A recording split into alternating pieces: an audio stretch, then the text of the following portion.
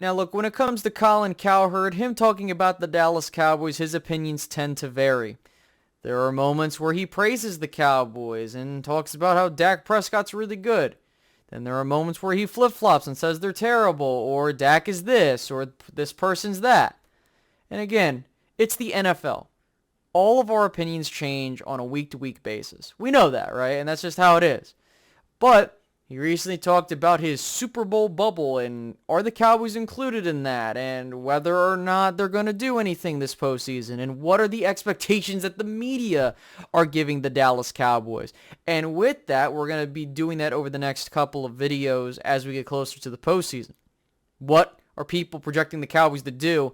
And if they go further than that, what is going to be their narrative, right? So with that being said, let's go ahead and dive into it.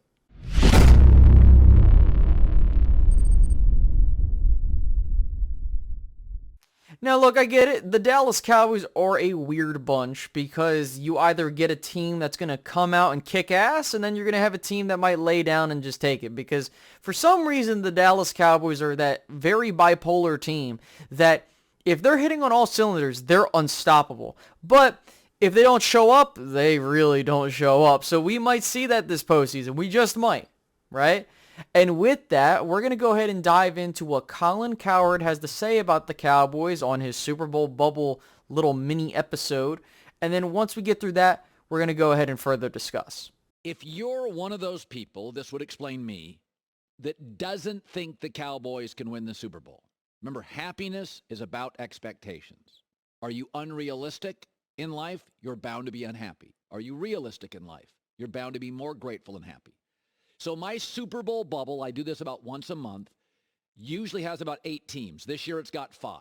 I think the top's very strong. I think the Niners, Bills, Bengals, Chiefs, Philly are most likely to win. I feel strongly about that.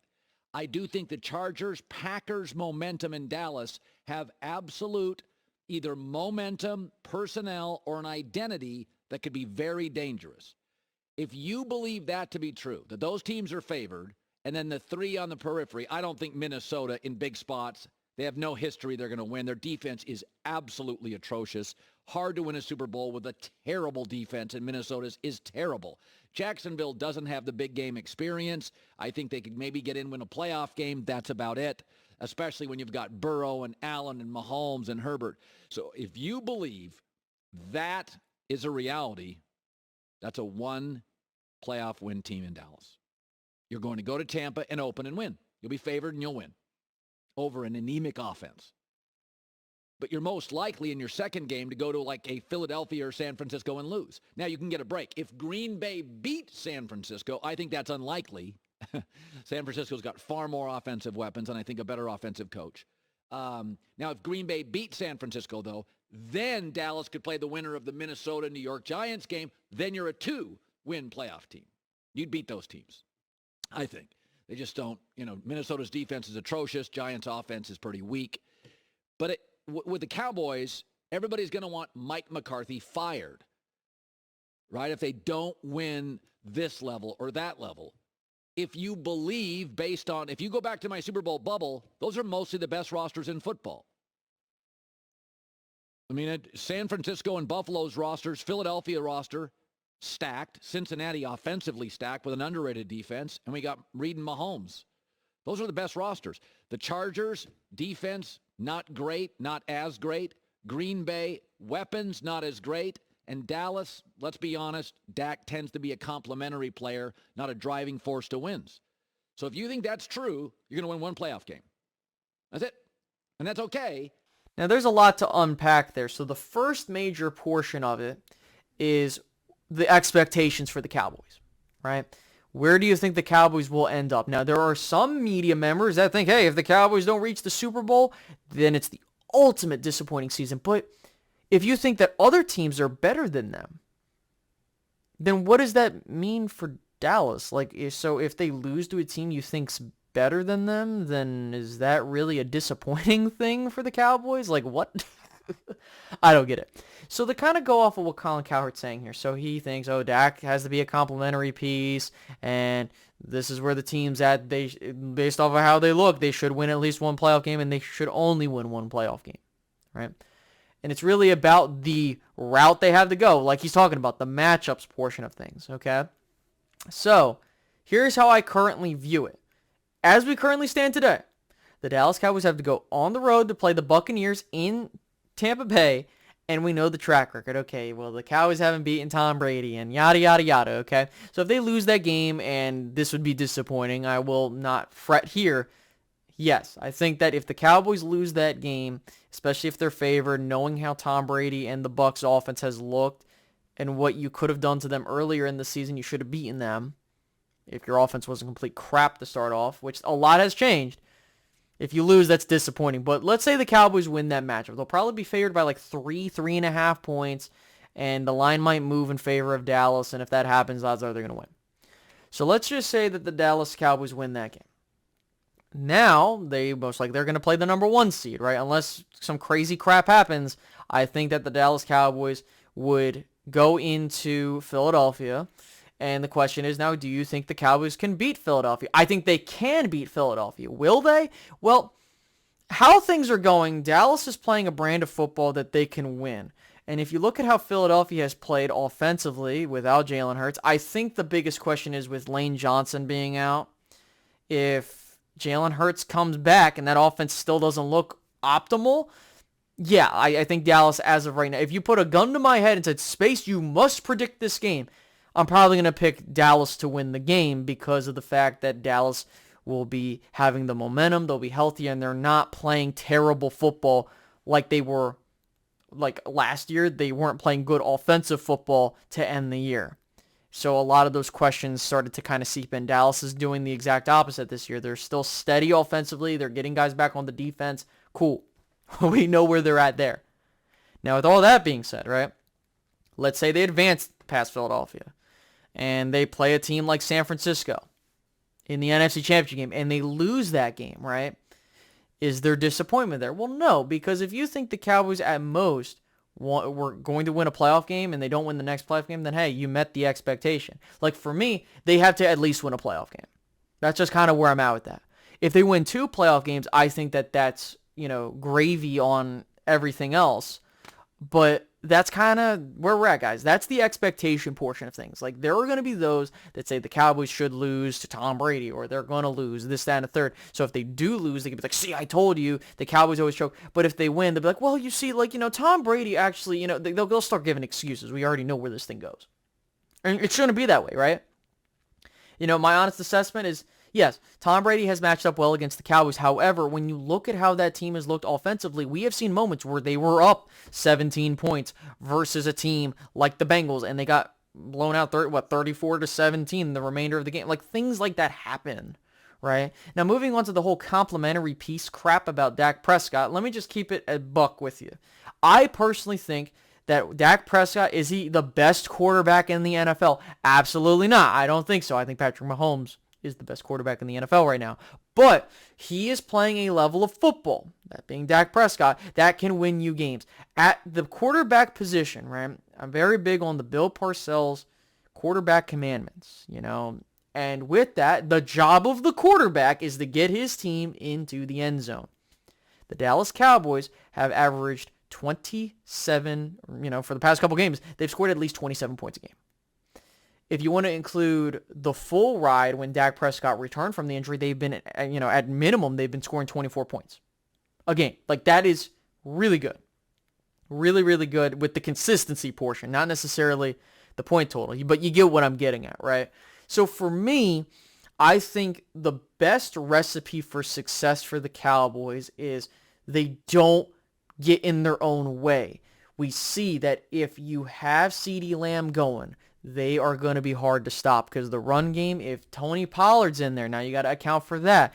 Okay, now you got to also account for the fact that defensively they're going to get guys back, right? Micah Parsons is there. You got Trevon Diggs. DeRon Bland's coming into his own. So you have factors that come into the whole team, right? So the reason I'm bringing up the whole team as opposed to the whole Dak thing is if Dak is a complementary piece to this, where he's a bus driver, I don't think the Cowboys are going as far. And the game against Philadelphia proved that. Why is that? Because when you're not able to run the freaking ball and you need your quarterback to do his goddamn job and hopefully get you some offense to get you in position to win, that's where the complementary piece portion of it, you could throw that out the window. Dak Prescott is the driving force behind the Dallas Cowboys winning these games. Okay? Like, you want to talk about the interceptions, and I know some people in the comments are like, Space, how can you say that when he's thrown 14 interceptions? I think that's a bit of malarkey, in my opinion, because when you throw, personally, I think it's ridiculous how you can attribute all 14 interceptions to the quarterback. I don't think all interceptions are equal. That's just my personal opinion. I did a video talking about it. I don't believe that if a quarterback throws a perfect pass and the receiver drops it, bobbles it, and it leads to an interception, that's the quarterback's fault. That's bullshit. So if anyone's just going to be like, well, I'm saying Dak Prescott threw 14 interceptions this year, cut the crap. Seriously, like cut the crap. Dak Prescott has been doing very damn well. Aside from the interceptions, which realistically he's only thrown really 1 to 2 bad passes a game, he's played very well, and he's going to be the reason, and I'm going to say this, and I mean this, because this is huge. The Dallas Cowboys as a team need to back him up. This has happened in the postseason numerous times, and I'm hoping this is different. Why do I say that? Well, let's look at history, right? The first playoff game that Dak Prescott and the Cowboys played, Dak Prescott had a really damn good game. Yes, he threw an interception on a screen pass, but he ultimately scored you enough points to get you back in that game and win it. Your defense let you down. Even that, like your defense giving up that kind of point total and you're hoping your quarterback and that offense can bail you out, that ain't a good recipe for success, right? Let's just keep it a buck there, right? Now we go to the next playoff game versus Seattle. Did Dak Prescott play amazing? No, but he played good enough for you to win the game. And honestly, that interception was annoying as hell because honestly, Noah Brown maybe should have caught the ball, but I'm not here to get on that. But he played good enough. He drove you down. He got you it was a fourth quarter comeback win in the wild card game. So that's good on him. Cool. Then you go to the Rams game. This was a prime example of what I mean by you got to back up your quarterback and your offense. Bro, listen, when you can't run the ball and your quarterback is trying to bail your team's ass out and then your defense can't run the freaking run at all, I mean, what the hell are you going to do? Then you have last year with the whole 49ers and stuff. That was his worst playoff game. He did not play well by no stretch of the imagination. Absolutely not. He did not play good at all. I get that. But, the fact that he put a couple plays in to nearly win, I mean, realistically, you couldn't run the ball. You had terrible play design. Your quarterback wasn't helping you. There's a lot that goes into that, right? So to kind of go off of the whole complimentary piece thing, and for those that want to get on Dak, here's what I will say so I'll say this, right? Dak Prescott has been a big reason why the Cowboys have stayed in games and have won some games. Not all games, but there's a reason why this team is scoring more points than they did with Cooper Rush in at quarterback. That's a real big thing there. And the number one thing is that they are not being up and down when it comes to them scoring points. It's not them going up and down with the performances week to week in the sense of Dak is playing complete dog shit or he's playing scared. There are moments we're seeing Dak is playing a lot better towards the tail end of this season than last year. And that's huge. That is going to be massive going into the postseason this season. Jesus, I keep forgetting we're in 2023. So, to put this all together in one nice little bow here, the Dallas Cowboys will go as far as this team wants it to go. Regardless of the matchups, right? Offensively, Dak has to continue playing well. We have to be able to run the ball, use Tony Pollard, use those guys, and make sure that offensive line's doing their goddamn job, right? And we're catching the fucking ball. You better do that because that's going to screw you. Defensively, we need to get sacks. We need to be able to stop the run. We need to be able to give takeaways. As long as the Cowboys can do some semblance of this in some fashion, it doesn't have to be perfect or domineering. It just has to be good enough to win you these games. No one's going to complain.